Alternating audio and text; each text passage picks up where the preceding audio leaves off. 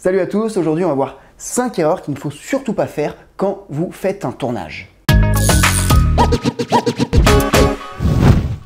Alors cette vidéo fait suite à une vidéo qui s'appelle la pire erreur qu'on peut faire en tournage. Là aujourd'hui on va voir 5 erreurs qui va surtout s'adresser au final aux réalisateurs qui réalisent et produisent leurs films. Là c'est pas tant si vous êtes technicien mais plus si vous êtes réalisateur, producteur entre guillemets. Erreur numéro 1, ne pas avoir tout checké la veille.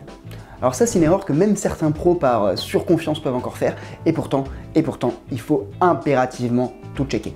Est-ce que déjà tout le monde a eu toutes les infos? Est-ce que tout le matériel est prêt? Et quand je dis tout le matériel, c'est faut pas oublier les petits détails jusqu'à la petite vis du trépied par exemple ou les piles pour l'enregistreur. Est-ce que toutes les contraintes ont été identifiées et réglées? Après bon pour les contraintes je vous invite quand même à pas le faire la veille, à le faire quelques jours quand même en amont et à les identifier et les régler. Mais voilà, la veille, il faut que tout soit réglé. Deuxième erreur, ça c'est une erreur de débutant, c'est ne pas avoir de vrai poste. En fait, pas avoir de vrai poste, c'est le meilleur moyen que ça soit le gros bordel.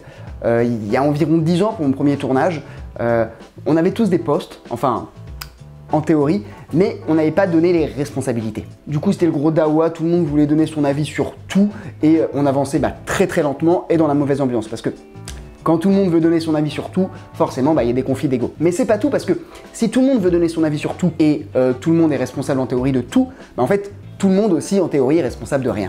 Donc tout le monde va installer et ranger le matériel à sa manière, donc pas le mettre au même endroit et forcément va y avoir des pertes de pièces, surtout les petites pièces, les cartes, les vis, les laserman, etc., etc.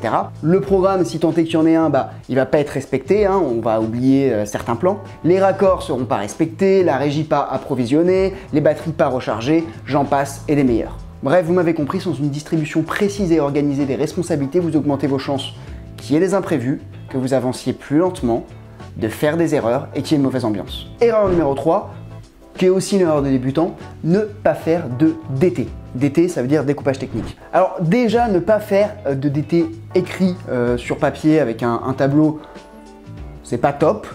Mais alors, ne pas faire de DT même dans sa tête, non, c'est n'importe quoi. Sans DT, votre tournage il sera désorganisé, vous risquez fortement d'oublier des plans, donc de biaiser votre réalisation, et puis vous allez passer pour un branquignol devant les techos et devant les acteurs. Alors certains me diront, ouais mais si je veux tourner un petit truc vite fait entre copains, est-ce que je suis obligé de faire un DT? J'ai envie de dire non, mais du coup, t'attends pas à avoir autre chose qu'un petit truc vite fait.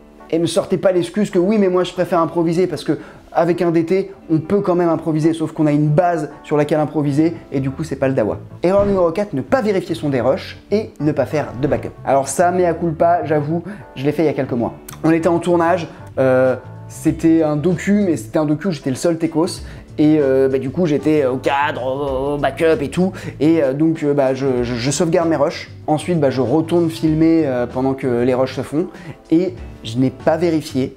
Donc j'ai fait mon backup sur mes rushs non vérifiés, du coup j'avais un double backup, sauf que le transfert s'est mal fait, du coup il me manquait des rushs. Et ça c'est important parce que oui, ça arrive quasiment jamais qu'un transfert se fasse mal, mais le jour où ça vous arrive, vous l'avez là. Alors moi ça va, j'ai pu m'en sortir. Après je suis un peu passé pour un con devant les clients, mais bon ça normal quoi. Donc ne faites pas la même erreur que moi, vérifiez que votre premier backup est bien fait et ensuite faites un double backup. Parce que ça m'est aussi arrivé, sauf que cette fois-ci, moi j'avais fait un double backup, mais ça m'est arrivé que un disque dur ne marche plus.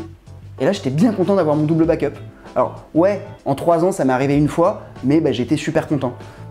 Peut-être 2 même, alors là c'était peut-être pour une rush, mais voilà, dans tous les cas, c'est des choses importantes. Et le jour où il vous arrive une merde, et techniquement si vous travaillez dans la vidéo, il va vous arriver des merdes tout le temps, et ce genre de merde, si vous respectez le process de je vérifie mes rushs, j'ai un double backup, il n'y a aucune chance que ça vous arrive.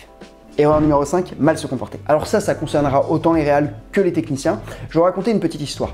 Alors sur la première année de ma boîte, je faisais beaucoup travailler quelqu'un. J'ai dû lui faire gagner presque 10 000 € la première année, sauf que cette personne, elle était super compétente, vraiment, techniquement, elle savait son métier, elle savait faire les choses, c'était un petit couteau suisse, c'était génial. Sauf que cette personne, en termes de savoir-être, voilà, elle rouspétait dès qu'on tournait trop, elle se plaignait, elle se moquait des clients. Bref, c'était mon pote, et ça l'est toujours, enfin, plus ou moins, mais en presta, c'était chiant d'être avec lui, vraiment. Je passais des mauvais moments, il renichait à aller à la tâche, rechinait à aller à la tâche plutôt, et c'était désagréable. Et du coup, petit à petit, je l'ai fait de moins en moins bosser, parce que forcément, moi, j'aimais pas aller en presta avec lui, c'était toujours chiant.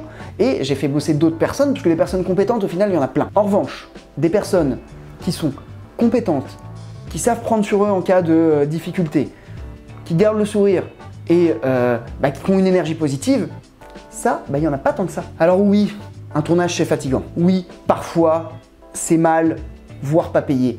Oui, parfois, il y a des imprévus. Oui, parfois, et même souvent, voire tout le temps, il y a du retard.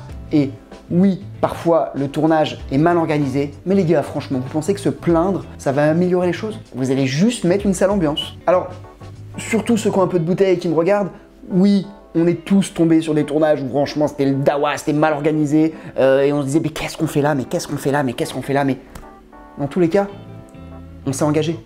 Donc on va jusqu'au bout de notre engagement, et voilà, il faut savoir faire preuve d'un petit peu de bienveillance. Après, si vous avez travaillé 11 heures d'affilée avec seulement dans le ventre un pauvre sandwich au pain de mie et au jambon et qu'on vous parle comme de la merde, alors oui, peut y avoir jurisprudence.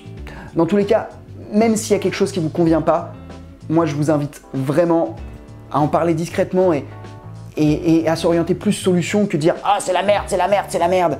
Parce que vraiment, le savoir-être, c'est quelque chose d'extrêmement important. Voilà, on arrive à la fin. Pour moi, c'était les 5 erreurs. Alors évidemment, c'est pas une liste exhaustive.